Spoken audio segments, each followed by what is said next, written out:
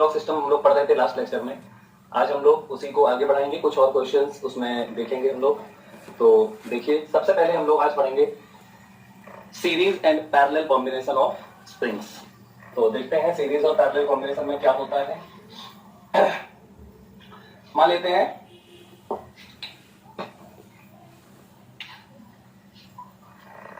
हैं कि एक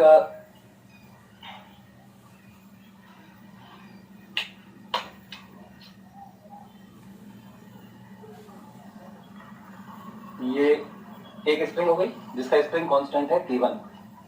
यहां से हमने फिर एक दूसरी स्प्रिंग जोड़ी जिसका स्प्रिंग कांस्टेंट है K2, और ये हमने एक स्मॉल m मास का ब्लॉक जोड़ दिया। ठीक, अब ये दोनों सीरीज में है, तो सीरीज में होता क्या है एक्चुअली में, कैसे पता चलेगा हमें कि ये स्प्रिंग सीरीज में है या कौन सी स्प्रिंग पैरेलल में है।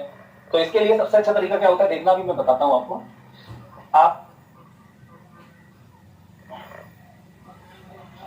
आप क्या करो, ये इक्विलिब्रियम में अभी स्प्रिंग, दोनों स्प्रिंग रिलैक्स्ड हैं, कोई एक्सटेंशन या कंप्रेशन नहीं है किसी में भी। अब ये हमने ब्लॉक को ऐसे खींचा और छोड़ा, ठीक है। तो बेटा अब हम मान लेते हैं कि इस ब्लॉक को मैंने यहां तक खींच दिया, यहां तक कितना खींचा, x एक तरफ डिस्प्लेस कर दिया हमने और छोड़ दिया, इसको छोड़ दिया। ठीक, चलो छोड़ दिया, तो देखो हुआ क्या होगा। अच्छा, ये दोनों स्प्रिंग्स कैसी हैं, आइडियल स्प्रिंग है। आइडियल स्प्रिंग का मतलब क्या होता है, नेट आइडियल स्प्रिंग का मतलब होता है मासलेस स्प्रिंग होना। ठीक, ये मासलेस स्प्रिंग है। तो होगा क्या, दोनों स्प्रिंग में थोड़ा थोड़ा एक्सटेंशन हो जाएगा। देखो ये स्प्रिंग एक्सटेंडेड होकर इधर आ गई, और दूसरी वाली स्प्रिंग ये देखो एक्सटेंडेड हो गई, ये एक्सटेंडेड हो गई, ये वाली भी एक्सटेंडेड हो गई। क्लियर, दोनों स्प्रिंग एक्सटेंडेड ही होगी।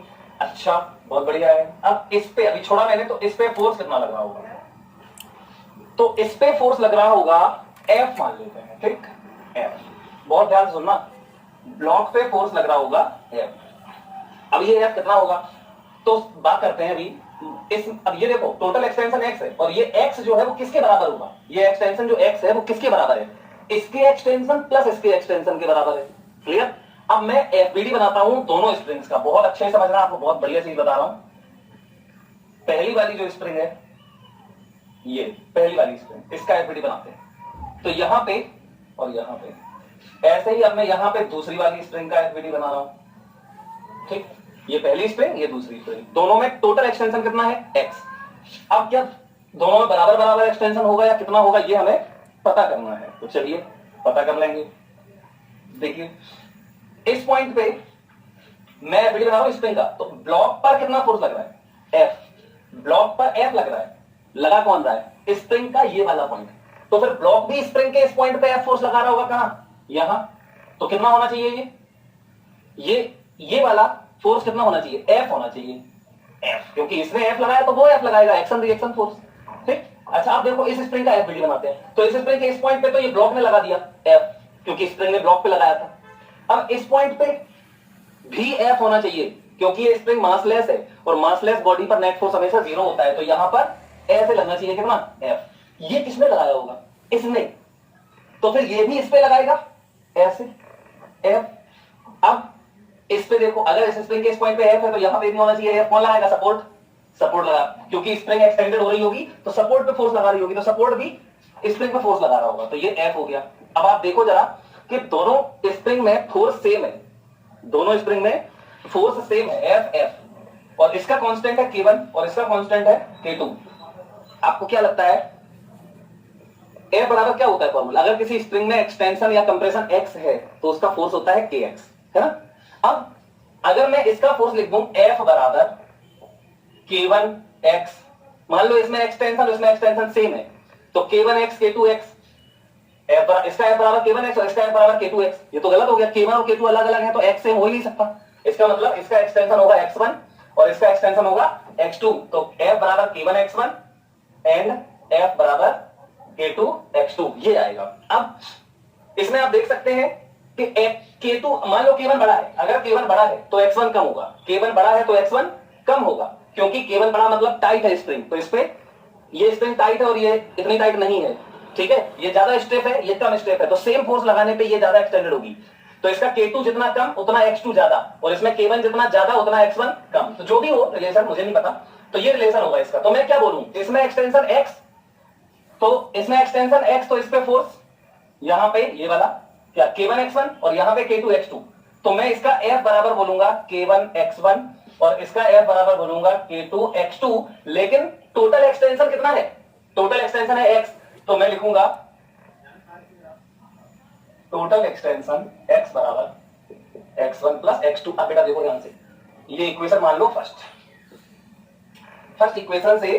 अच्छा ये तो हो गया ये स्प्रिंग के लिए। अब मैं मान रहा हूं मुझे क्या निकालना है, के इक्विवेलेंट, मतलब इन दोनों स्प्रिंग को K1 और K2 को अगर मैं एक स्प्रिंग से कन्वर्ट कर दूं तो उसका के कितना होगा, उसे बोलते हैं के इक्विवेलेंट। तो देखो मैं कर देता हूं यहां पे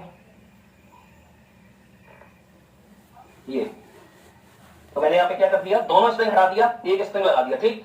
अब ये स्प्रिंग इक्विवेलेंट है, तो अगर ये स्प्रिंग इन दोनों के इक्विवेलेंट है तो फिर वही होना चाहिए जो इन दोनों से हुआ था, वही इसमें अकेले होना चाहिए। तो देखो क्या होगा, ये ब्लॉक यहां आ जाएगा और ये बेटा, ठीक। फोर्स उतना ही, देखो यहां पे मैं मान लो इस ब्लॉक को मैंने पकड़े हुए हूं तो क्या होगा, ये एफ होगा, या छोड़ भी दो कोई फर्क नहीं पड़ता। ऐसे में जैसे दोनों से जोड़ा था, मैंने सिंगल स्प्रिंग से जोड़ के यहां पे फोर्स एफ लगाया, एफ फोर्स लगाया, बिल्कुल पूरा वही। तो अभी ये वाली जो स्प्रिंग है वो कितना फोर्स लगाएगी, एक्सटेंशन कितना है, देखो जितना इसमें था एक्सटेंशन टोटल उतना इसमें है टोटल। तो अभी ये फोर्स जो होगा एफ बराबर क्या आएगा, के इंटू एक्स आएगा, एफ बराबर ये एफ बराबर होगा के इंटू एक्स। तो टोटल एक्सटेंशन एक्स1 प्लस x2। अब फ्रॉम फर्स्ट से बेटा क्या कर दो, x1 और x2 की वैल्यू रख दो, तो x1 की वैल्यू हो जाएगी ये x बराबर x1 की जगह पे यहां देखो f अपॉन k1 और प्लस x2 की जगह पे f upon k2 for equivalent spring. For equivalent spring मतलब इस वाली स्प्रिंग के लिए सेम फॉर्मूला, f बराबर k, इसका k माना है मैंने, और एक्सटेंशन तो वही होना चाहिए कि उतने ही एक्सटेंशन पे उतना ही फोर्स लगाना पड़े जितना इन दोनों के कॉम्बिनेशन में लगाना पड़ रहा था, तभी तो हम इसको इक्विवेलेंट बोलेंगे। तो ये बराबर kx हो गया। अब तो k x बराबर, इससे x बराबर f अपॉन k, इसको इसमें डाल दो, तो ये देखो f upon k equal f upon k1 plus f upon k2। तो ये देखो f खत्म, ये आ गया 1 upon k equal 1 upon k1 plus 1 upon k2। ये हमारा क्या आ गया, सीरीज कॉम्बिनेशन का के इक्विवेलेंट आ गया। इस तरीके से हम लोग सीरीज कॉम्बिनेशन में क्या निकाल सकते हैं, के इक्विवेलेंट निकाल सकते हैं, ठीक है। अब आई थिंक समझ गए होंगे, बहुत ही सिंपल सी चीज है और इसको समझना मैकेनिक्स से कुछ नहीं है, यहाँ पे नेट फोर्स जीरो करना है, मास लेस है स्प्रिंग इसलिए। अब देखते हैं पैरेलल कॉम्बिनेशन, ठीक। तो सीरीज कॉम्बिनेशन में आपने क्या देखा, अभी सीरीज कॉम्बिनेशन में हमने देखा कि अगर K1 और K2 अलग अलग हैं, K1 और K2 अलग अलग हैं, तो उनके एक्सटेंशन या कंप्रेशन, इसको मैं कंप्रेस ही कर सकता था, दोनों एक्सटेंशन या कंप्रेशन दोनों सीरीज में जुड़ी वाली स्प्रिंग में सेम नहीं होगा, अलग अलग होगा। अगर K1 और K2 अलग अलग है तो, और अगर K1 K2 सेम है, दोनों स्प्रिंग सेम हो तो एक ही स्प्रिंग हो गई पूरी, है ना, ठीक। तो K सेम होगा तो एक्सटेंशन या कंप्रेशन सेम होगा। अब देखते हैं बेटा, अब हम पैरेलल कॉम्बिनेशन ऑफ स्प्रिंग्स देख रहे हैं, ठीक। तो समझते हैं इसको।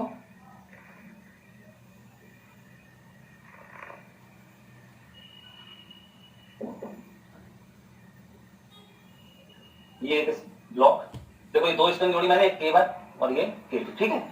अब इसका इक्विवेलेंट निकालना है। इक्विवेलेंट का मतलब क्या है कि दोनों को रिप्लेस कर दें और एक लगा दें तो बिल्कुल वही काम करे जो ये दो करती हैं।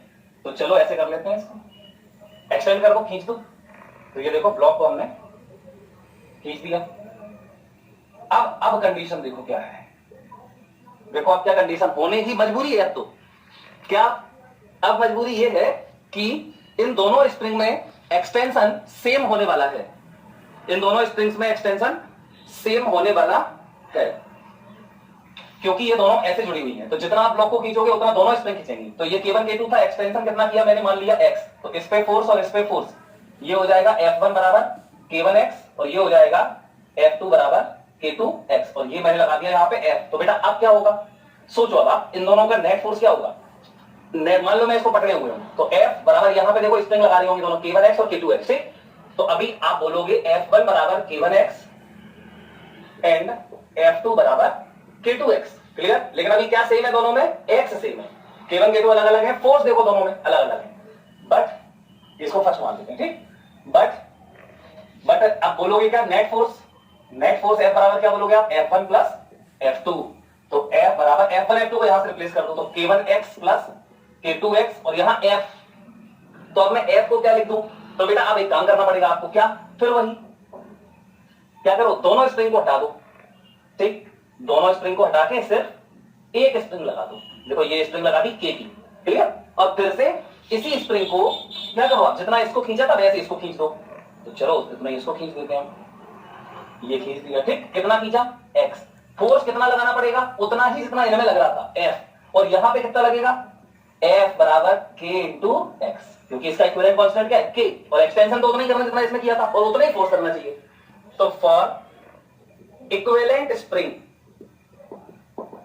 फॉर इक्विवेलेंट स्प्रिंग क्या हो जाएगा, F बराबर Kx, तो इससे क्या करो, F को यहां डाल दो, तो क्या आ जाएगा, Kx बराबर K1x प्लस K2x, तो ये x बराबर, सॉरी x कैंसिल हो गया, K बराबर आ गया K1 प्लस K2, ठीक, ये हमारा फॉर्मूला डिराइव हो गया है।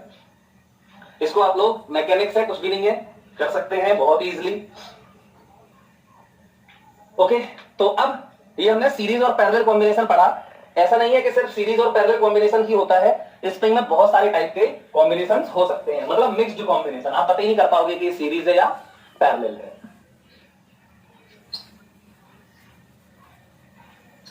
तो सीरीज और पैरेलल के कुछ और भी अलग वो होते हैं। तो बेटा अभी पैरेलल में आपने क्या देखा, ब्लॉक को जितना खींचा स्प्रिंग में उतना ही एक्सटेंशन दोनों में सेम हुआ था। ऐसा भी हो सकता है, देखो मान लो एक्सटेंशन या कंप्रेशन सेम होना चाहिए, क्लियर, तो मैंने इसी को ऐसे जोड़ दिया, ये बहुत इंपॉर्टेंट है, ये देखना ध्यान से, ठीक, ये ब्लॉक,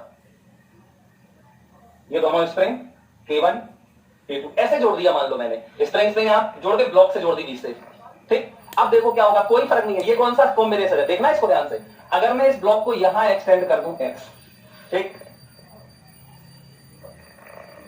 ऐसे कर दूं, तो ये ब्लॉक देखो यहां आ गया, ठीक, ये स्प्रिंग x, ये वाली स्प्रिंग x एक्सटेंडेड हो जाएगी, ठीक है, x एक्सटेंडेड हो गई, x है ये, और ये स्प्रिंग देखो x कंप्रेस हो जाएगी, ठीक, लेकिन कोई फर्क नहीं पड़ा, एक्सटेंशन या कंप्रेशन दोनों में सेम है। अब आपने इसको खींचा, चलो मान लो आप यहां पे फोर्स लगा रहे हो, ठीक, फिर वही केस है बिल्कुल, ये कहां लगाएगा फोर्स, यहां लगाएगा, कितना, F1 बराबर K1x, ये इसमें भी तो कंप्रेशन हुआ है तो ये ऐसे ही लगाएगा, मतलब यहीं पे लगाएगा, ये भी ऐसे, कितना, F2 बराबर K2x, मतलब अभी भी क्या है, जैसे पहले था इस स्प्रिंग को यहां जोड़ा था तब भी दोनों स्प्रिंग एक्सटेंड हुई थी, ऐसे फोर्स लगा रही थी। अभी देखो ऐसे स्प्रिंग को ऐसे लगा दिया और इसको कंप्रेस किया, तो तब भी दोनों स्प्रिंग वैसे ही फोर्स लगा रही है। इसका मतलब ये कॉम्बिनेशन भी पैरेलल कॉम्बिनेशन ही है। तो इन दोनों K1 और K2 का इक्विवेलेंट K बराबर क्या होगा, K बराबर होगा K1 प्लस K2। कौन सा कॉम्बिनेशन है, पैरेलल कॉम्बिनेशन है, ठीक। अच्छा अब देखो, अगर इसी में मान लो अगर मैं खींच के और छोड़ दूं और आपसे बोलूं बताओ भैया इसका टाइम पीरियड, इसको खींच के छोड़ दिया, ऑसिलेट करेगा ना, तो टाइम पीरियड बताओ, तो टाइम पीरियड हो जाएगा T बराबर 2 pi under root m upon K1 K2 नहीं, K1 K2 कुछ नहीं, K इक्विवेलेंट, ठीक, K इक्विवेलेंट, तो T बराबर हो जाएगा 2 पाई, ये क्या है K इक्विवेलेंट ही तो है, तो 2 pi under root m upon K1 plus K2, ठीक। अगर मैं ऐसे जोड़ दूं मान लो दो स्प्रिंग को, 1 2 K2 K1, ये स्मॉल है, बताओ खींच के छोड़े टाइम पीरियड बताओ, तो T बराबर 2 pi under root m upon K equivalent, है ना। और कौन सा कॉम्बिनेशन है भैया, ये सीरीज कॉम्बिनेशन, बिल्कुल क्लियर दिख रहा है, ऐसे ऐसे जुड़ी है, मतलब तुम जब खींचोगे तो इन दोनों में एक्सटेंशन अलग अलग होगा, क्योंकि फोर्स तो सेम लगेगा, मासलेस स्प्रिंग है, फोर्स इस पे जितना होगा उतना इस पे होगा, मतलब K1 X1 यहां पे K2 X2 दोनों सेम होंगे, लेकिन X1 X2 अलग है क्योंकि K1 K2 अलग अलग है, ठीक। तो यहां पे K इक्विवेलेंट क्या होता है सीरीज वाला, तो K इक्विवेलेंट बराबर होता है K1 K2 upon K1 plus K2, अरे सीरीज वाला 1 अपॉन K वाला 1 अपॉन K इक्विवेलेंट बराबर 1 upon K1 plus 1 upon K2, इससे ही आ जाएगा, ठीक। तो यहां पे K इक्विवेलेंट ये लिख दोगे, आपका टाइम पीरियड हो गया, ठीक। अब इसी में देखो और भी केस होते हैं, जोड़ने के तरीके हैं बस,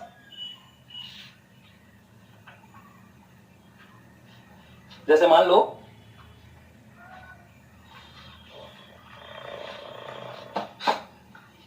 मैं इसी को ऐसे जोड़ दूं दो स्प्रिंग को, एक ट्यूब है, ये ट्यूब में मैंने 2 बॉल्स ले लिए ऐसे,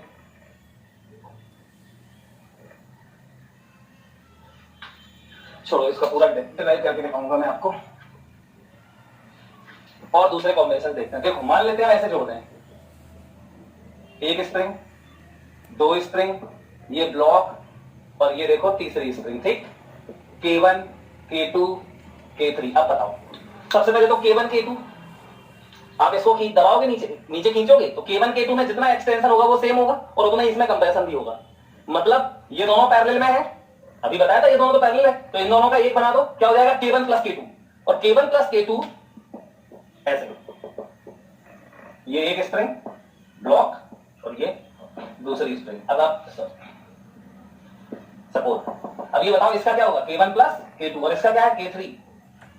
तो इन दोनों का पैरेलल में ये हो गया K1 प्लस K2 और ये इसके साथ बताओ ये और ये कौन से ऑर्डर में, अभी बताया ये भी पैरेलल है, तो इसका मतलब ये बन जाएगा पूरा, ये बन जाएगा सबको एक स्प्रिंग बदल दो तो K1 plus K2 plus K3 ये बन जाएगा, ठीक। तो आई थिंक कर लेंगे आप लोग इसको, सिंपल है बिल्कुल।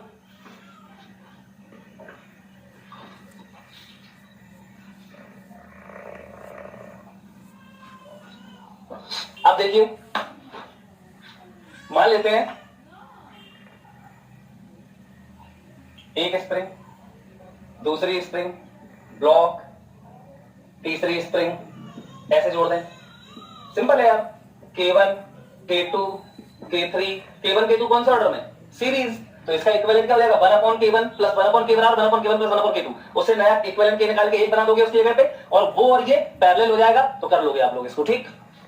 और फिर टाइम पीरियड का T बराबर 2 pi into n upon final K equivalent, clear.